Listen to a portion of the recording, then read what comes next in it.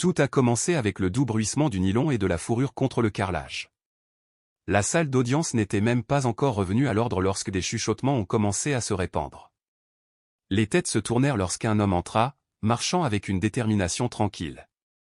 Le major Eli Stanton, 39 ans, retraité de l'armée américaine, se tenait aussi grand qu'il le pouvait, même si une subtile inclinaison vers la gauche trahissait la blessure à la colonne vertébrale qu'il avait subie suite à l'explosion d'un engin piégé près de Kandahar. Sa jambe gauche était soutenue par un corset en fibre de carbone et une légère cicatrice s'incurvait sous son oreille. Mais ce n'était ni le corset ni la claudication qui attiraient tous les regards dans la pièce. C'était le chien. Un berger allemand noir nommé Valor, harnaché et alerte. Ce n'était pas un animal de compagnie, c'était un partenaire. Chaque mouvement effectué par Eli, Valor était reflété avec une précision sans faille. Quand Eli fit une pause, Valor fit une pause. Quand Eli vacilla, Valor se déplaça instinctivement pour le stabiliser.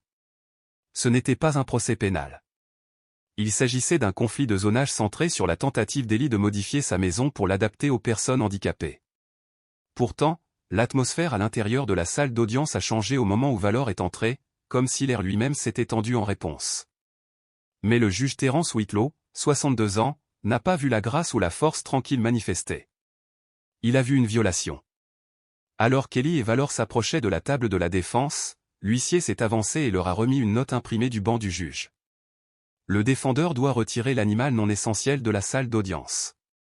Les aménagements ADA nécessitent une autorisation judiciaire préalable. Eli l'a lu, puis a regardé Valor, puis son avocate, Kendra Boone, 42 ans, qui se levait déjà de sa chaise.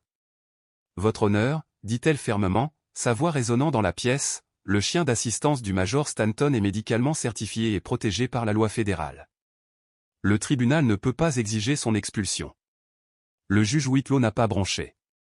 Pas sans demande préalable. C'est la politique du tribunal.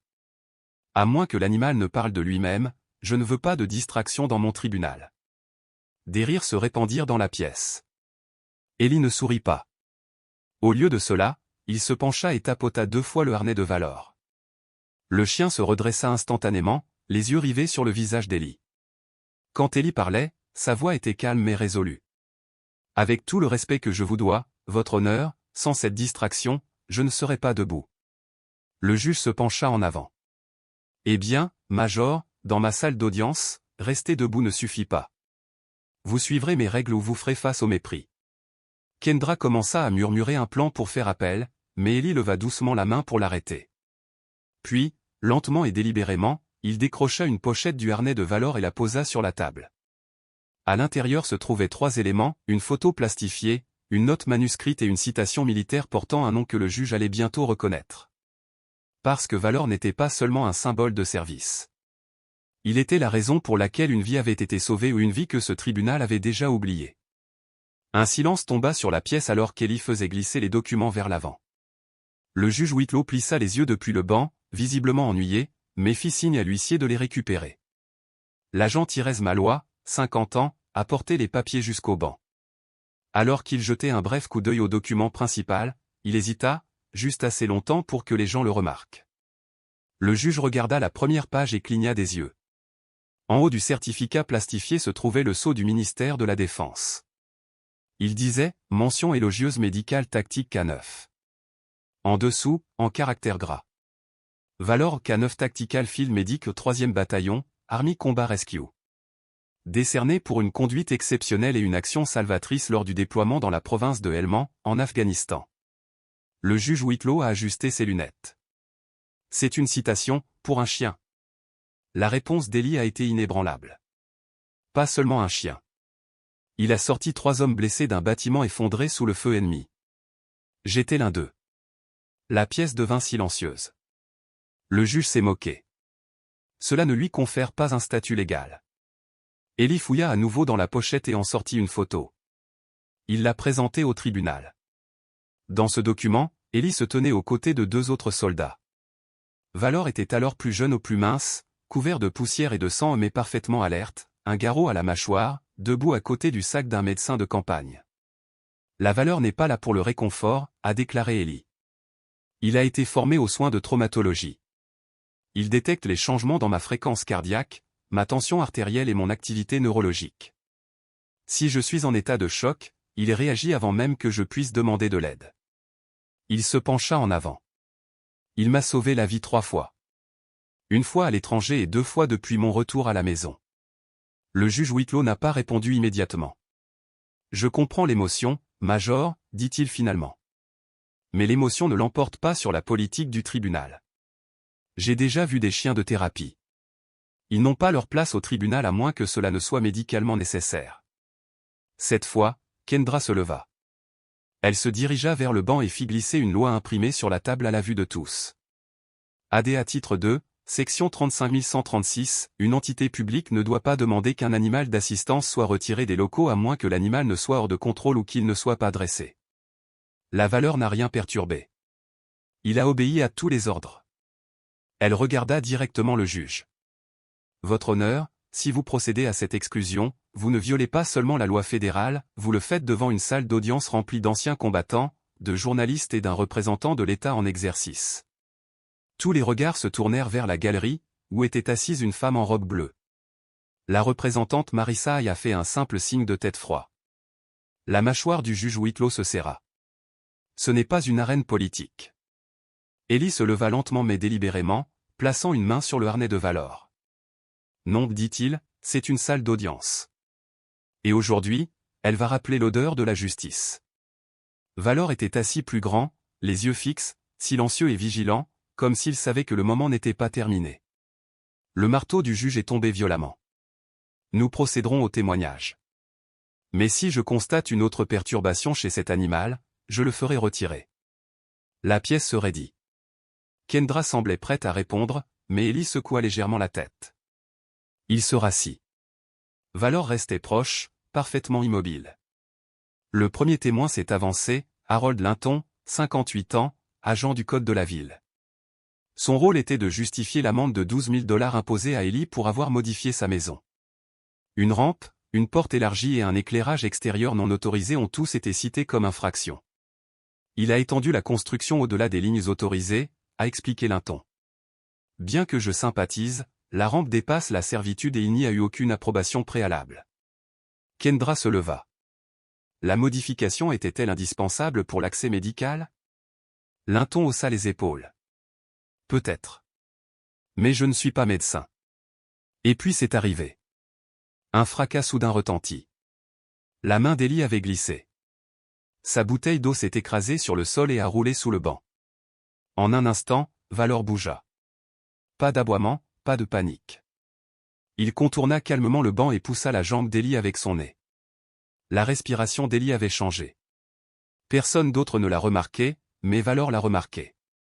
Il posa une patte sur le genou d'Ellie, puis se pencha doucement vers lui, utilisant son corps pour stabiliser la posture de son partenaire.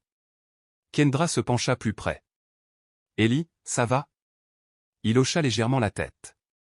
Juste une pointe. Des étourdissements. Cela se produit lorsque les analgésiques disparaissent trop vite. Le juge Whitlow s'éclaircit la gorge. Est-ce ? Kendra se tenait fermement. Il s'agit d'un événement neurologique documenté. Le major Stanton souffre d'un problème de gestion de la douleur à la colonne vertébrale. Le chien l'a détecté plus vite que moi, dit doucement Ellie. Le juge n'a rien dit. Ensuite, Valor a fait quelque chose qui a changé le ton de la salle d'audience. Il regarda directement le juge. Puis, sans un mot, il entra dans l'allée centrale. Sans laisse. Silencieux. Constant. Il s'assit dans une posture parfaite, les yeux rivés sur le banc. Pas désobéissant, pas rebelle, juste présent. Une présence si calme qu'elle en était presque imposante. La salle d'audience retint son souffle. Puis, une voix retentit depuis la galerie. Votre honneur, j'étais dans la province de Helmand. Ce chien a plus de discipline que la moitié des officiers avec lesquels j'ai servi. Un homme se tenait debout, vêtu d'un blazer bleu marine, les cheveux argentés rejetés en arrière, la jambe droite boiteuse. Sa voix, calme et ferme, avait une gravité qui faisait tourner les têtes. Cet animal occupait autrefois une position à côté d'un Humvee en feu alors qu'il assurait la sécurité lors d'une évacuation de blessés. S'il dit que le major avait besoin d'aide, alors ce n'est pas une perturbation. C'est un soldat qui fait son travail. Des murmures envahirent la galerie. Les lèvres du juge s'entr'ouvrirent, mais aucun mot ne sortit. La Valeur est restée immobile. En attendant, le juge se tourna vers Ellie. « Vous ne lui avez pas ordonné de faire ça, n'est-ce pas ?» Ellie secoua la tête. « Non, votre honneur. Il savait juste ce que le tribunal avait oublié, quelqu'un ici avait besoin de soutien. » Le juge Whitlow se pencha en arrière, les lèvres pincées, les yeux passant du berger silencieux à la pièce qui était soudainement devenue respectueusement silencieuse. Valor n'avait toujours pas bougé. Pas d'aboiement, pas de traînement, juste une immobilité inébranlable, les yeux fixés sur le banc du juge comme s'il attendait lui-même le jugement. « Major Stanton, dit enfin le juge, d'une voix tendue, cet animal votre chien est hautement dressé. » Cela est évident. La voix d'Ellie était ferme. « Il n'est pas seulement formé, monsieur. Il est décoré. » Kendra, anticipant ce moment, tapota son ordinateur portable. Un document est apparu sur le moniteur de la salle d'audience, un site officiel du ministère de la Défense. En haut, document classifié ou déclassifié. Nom, Valor K933179. Titre, chien médical tactique. Unité, 3e bataillon, 11e soutien au combat. Historique de service, 4 déploiements. Le moniteur commença à défiler. Photos. Documents. Parmi eux, un rapport de terrain de combat rédigé par un certain lieutenant Charles Dunin, aujourd'hui décédé. Le texte disait: K9 Valor a localisé 2 soldats sous les décombres et n'a pas reculé malgré les tirs actifs de l'ennemi. Livraison d'une sacoche médicale, retrait d'un corps avec les dents à travers les décombres. Assis à côté de la 3e victime, le major Ellie Stanton, jusqu'à l'arrivée de l'évacuation. Le silence épaississait l'air. Puis Kendra a lu à haute voix, récompensé par la patte de bronze avec mention élogieuse. Une distinction accordée à moins de 12 animaux d'assistance dans l'histoire militaire américaine. Ce chien n'est pas là pour le spectacle, a-t-elle déclaré. Pas pour le réconfort. Il est ici parce qu'il joue un rôle essentiel dans la capacité de cet homme à survivre, à traiter et à participer. Le juge Whitlow bougea inconfortablement sur son siège. Assez, marmonna-t-il. Le tribunal reconnaît le dossier. Passons à autre chose. Mais la galerie n'était pas terminée. Au dernier rang, une voix féminine ferme s'éleva. J'ai témoigné devant ce juge, a-t-elle déclaré. Il a considéré ma migraine comme un drame parce qu'il ne pouvait pas la voir. Je suppose que si j'avais amené un chien, j'aurais eu plus de chance. Des halètements résonnèrent dans la pièce. Le juge Whitlow se raidit. Qui a dit ça? La femme se leva. Docteur Hélène Travers. Spécialiste civil du SSPT. Contractant du gouvernement. Monsieur, vous n'ignorez pas seulement la loi fédérale, vous humiliez quelqu'un qui a sacrifié bien plus que la plupart des Américains ne peuvent l'imaginer. Elle désigna Valor. Ce chien n'a pas seulement effectué un tri. Il a créé des liens. Il a absorbé le traumatisme. Il l'a porté. Chaque symptôme qu'Ellie présente, Valor l'anticipe. Ce n'est pas un animal de compagnie. C'est un médecin. Les murmures se sont transformés en applaudissements. Une personne se leva, puis une autre. Anciens combattants, avocats, spectateurs, deux visiblement du VA. Même un journaliste restait debout, n'écrivant plus. Le juge Whitlow a tenté de rétablir l'ordre, mais Valor n'a jamais bougé. Seules ses oreilles frémirent. Écoute. Reste à savoir si la justice prendra enfin la parole. Le juge Whitlow a frappé 2 fois avec son marteau. C'est un tribunal, pas un cercle de thérapie. La pièce se calma non par respect, mais par tenue. Le major Stanton ne broncha pas. Kendra Boone ne s'est pas assise. Et Valor, silencieux et stable, déplaça son poids, revint lentement à côté d'Ellie et s'assit. Dos droit, tête légèrement inclinée. Immobile et calme. Vigilant. Le juge Whitlow expira brusquement. Cette procédure a déraillé. Cette affaire concerne des modifications non approuvées de la maison. Nous parlons maintenant de médailles pour des chiens et d'explosions émotionnelles. Cela l'a fait. Kendra s'avança. Sa voix était d'acier. Votre honneur, respectueusement, ce tribunal n'a pas déraillé. Il est enfin sur la voie sur laquelle il aurait dû commencer.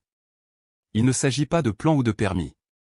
Il s'agit d'une question de dignité, de savoir si un ancien combattant blessé a le droit de vivre de manière indépendante avec le soutien qui le maintient en vie. Vous frôlez dangereusement l'outrage, a prévenu le juge en la désignant du doigt. Mais du premier rang retentit un lent applaudissement.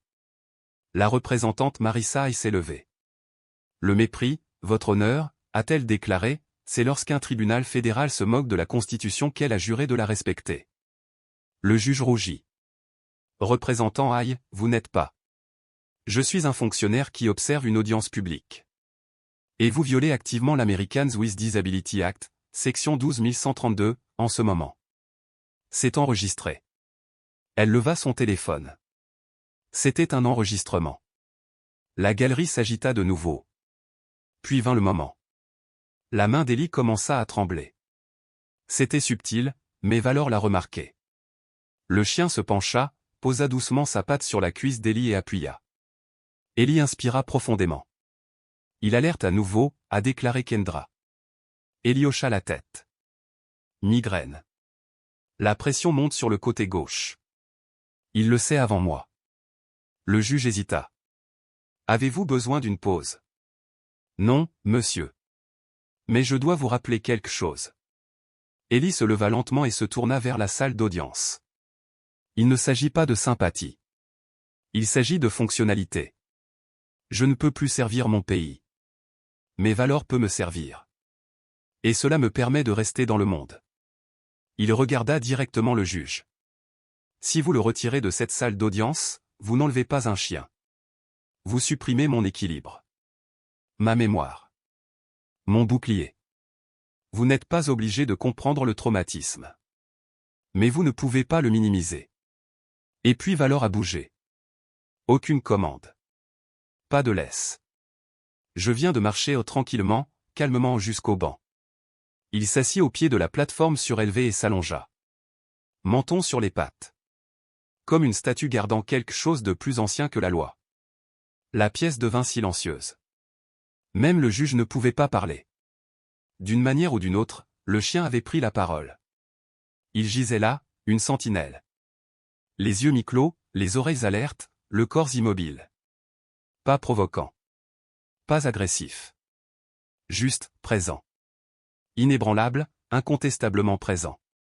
Le juge Whitlow le regardait fixement, le marteau toujours à la main, immobile. Pendant un long moment, il ne dit rien. Puis vint un léger mélange, Kendra Boone glissa un dernier dossier sur la table. Votre honneur, a-t-elle déclaré, calmement et délibéré, nous soumettons maintenant la pièce H. Une pétition signée par 118 000 personnes exigeant le classement de cette affaire, et l'adoption de la loi sur la vaillance, déposée ce matin même. Le juge cligna des yeux. Quel acte? Kendra sourit, non pas avec fierté, mais avec une confiance tranquille. Un projet d'ordonnance municipale qui accorde des dispenses de modification de logement aux anciens combattants qui dépendent d'animaux de soutien médical, a-t-elle expliqué. Il a été rédigé par le représentant Aïe, co-parrainé par 8 membres du conseil, et nommé d'après le chien actuellement couché à vos pieds. Whitlow se figea. Le représentant Aïe s'est levé et l'a confirmé. Cette salle d'audience ne décidera pas de la valeur de Valor, juge.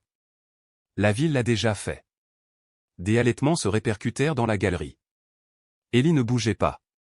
Il s'assit droit, posé, tandis que Valor le regardait depuis le sol, un lien vivant avec l'instant présent, stable et ancré. Puis, la porte arrière s'est ouverte. Un homme en uniforme complet entra dans la pièce. Ses classes militaires brillaient de médailles. Son badge indiquait « Colonel Warren Rees ». « Permission de parler, votre honneur ?» Whitlow soupira. « Je ne crois pas que ce soit une procédure standard. »« Non, monsieur, » répondit le colonel, « mais il n'est pas non plus possible de juger un receveur de Purple Hat pour avoir choisi de survivre. » Il s'est avancé et a remis au juge une enveloppe scellée. Il s'agit d'une lettre du secrétaire de l'armée. Elle confirme le service de Valor, décrit ses contributions tactiques et demande respectueusement que l'affaire soit classée, reconnaissant le devoir continu de Valor dans des opérations hors combat. La pièce remua à nouveau. Le juge Whitlow a examiné la lettre. Puis il regarda Valor, qui n'avait pas bronché une seule fois. Kendra s'avança une dernière fois. « Votre honneur, je demande le rejet immédiat de toutes les accusations avec préjudice. Et je demande que le tribunal publie une déclaration officielle d'excuses. » La galerie tomba dans des murmures feutrés. Personne ne s'est levé. Tout le monde a attendu. Whitlow baissa les yeux sur le mouvement. Sa main flottait au-dessus du marteau. Ellie murmura dans sa barbe, pas un ordre, juste un espoir. Allez-y, frappez-le. Laissez-le l'entendre. Le marteau est tombé. Requête accordée. Toutes les accusations rejetées. Affaire close. Des acclamations ont éclaté dans la salle d'audience. Valor n'a pas aboyé. Il ne s'est pas levé. Mais sa queue remua une fois un salut silencieux. Et d'une manière ou d'une autre, ce simple mouvement était plus éloquent que les applaudissements. Le lendemain matin, Valor Estey était à la mode dans les 50 États. Des extraits du défi discret d'Ellie étaient omniprésents, dans les informations de jour, sur les réseaux d'anciens combattants et dans les programmes nationaux de défense des droits civiques. Mais ce qui a le plus retenu l'attention de la nation n'a pas été le témoignage d'Ellie. C'était une image fixe de Valor, sa tête reposant sur ses pattes sous le banc du juge, observant comme une sentinelle silencieuse. Cette image a frappé les gens comme les mots ne pourraient jamais le faire. Il disait tout sans émettre un seul son. Et cela a transformé une affaire judiciaire en un dialogue national. 3 jours plus tard, Ellie et Kendra ont été convoqués à la State House, non pas convoqués, mais invités. Dans une salle comble, la représentante Marissa Hay a présenté le Valor Act, une loi à l'échelle de l'État visant à protéger les droits au logement et aux salles d'audience des anciens combattants handicapés et de leurs animaux d'assistance médicale. Ellie était assis au premier rang, Valor à côté de lui. Le major Stanton n'a pas demandé à être le visage de cette affaire, dit Hay d'une voix ferme. Il n'a pas crié. Il n'a pas discuté. Il est simplement entré, blessé, silencieux, fier, et a laissé la vérité parler d'elle-même. Elle fit une pause. Mais la vérité ne parlait pas à travers lui seul. Elle parlait à travers un chien. Un chien qui n'a jamais aboyé, mais qui a fait entendre à la loi ce à quoi il était resté sourd pendant des années. Les applaudissements ont retenti dans la salle. Le projet de loi a été adopté à l'unanimité. La semaine suivante, Ellie reçut un appel du Pentagone. La vaillance devait être honorée lors d'une cérémonie spéciale des services armés, non pas pour l'héroïsme sur le champ de bataille, mais pour le courage civil. Il serait le premier cas neuf de l'histoire à recevoir la citoyenneté honoraire d'une Cour suprême de l'État. Ellie est arrivée en uniforme. Valor portait son gilet. Alors que la médaille était placée sur les épaules de Valor, Ellie se pencha et murmura, « Tu l'as fait, mon frère. Tu m'as porté plus loin qu'aucun convoi ne l'a jamais fait. » Valor s'appuya doucement contre la jambe d'Ellie. Une réponse simple et sans parole. De retour dans la salle d'audience, le juge Whitlow a présenté une déclaration officielle d'excuses. Mais il ne s'est pas arrêté là. Il a démissionné, non pas par honte, mais par réflexion. « J'ai pris la forme pour la justice », a-t-il écrit. Et il a fallu un animal silencieux pour me rappeler ce que signifie protéger ce qui compte vraiment. Aujourd'hui, dans le hall du palais de justice, une plaque indique. En l'honneur de Valor, qui a rappelé à cette cour que la dignité ne peut être tenue en laisse, réduite au silence ou retirée de la pièce. Il n'a pas fallu longtemps avant qu'Ellie commence à recevoir des invitations à prendre la parole à travers le pays dans des universités, des salles d'anciens combattants et même des tables rondes du Congrès. Mais il les a tous refusés. Les applaudissements ne l'intéressaient pas. Ou la célébrité. Il voulait construire quelque chose de réel. Ainsi, 6 mois après la victoire judiciaire, un titre discret est apparu. Le major Ellie Stanton, en partenariat avec des subventions étatiques et fédérales, ouvre le Valor Center for Veteran Transition and Recovery. Ce n'était pas un refuge. Ce n'était pas une clinique. C'était un centre. Un endroit où les anciens combattants accompagnés de chiens d'assistance pourraient s'entraîner, guérir et réintégrer la société sans demander d'approbation. Le centre comprenait des logements accessibles de la maternelle à la 9e année, des conseils sur place tenant compte des traumatismes, un soutien juridique et un soutien au placement professionnel, ainsi qu'une aile complète de thérapie canine, nommée en l'honneur des chiens qui avaient servi sans jamais demander merci. Ellie le dirigeait lui-même, Valor toujours à ses côtés. Et un matin, quelque chose a changé. Ellie ne s'est pas présentée au petit déjeuner. Ils l'ont trouvée dans son bureau, paisible, un léger sourire aux lèvres. Valor gisait recroquevillé à côté de sa chaise, les yeux ouverts, le corps immobile. Partis aussi. Ensemble.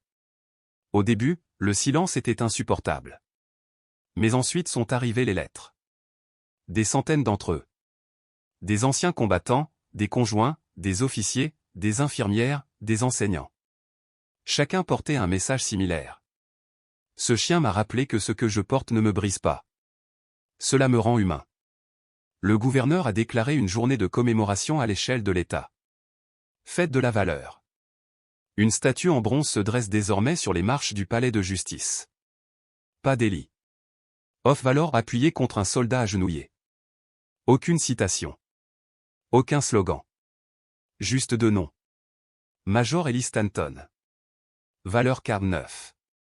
Chaque année, le jour de la valeur, les anciens combattants reviennent au palais de justice. Ils ne viennent pas avec des banderoles.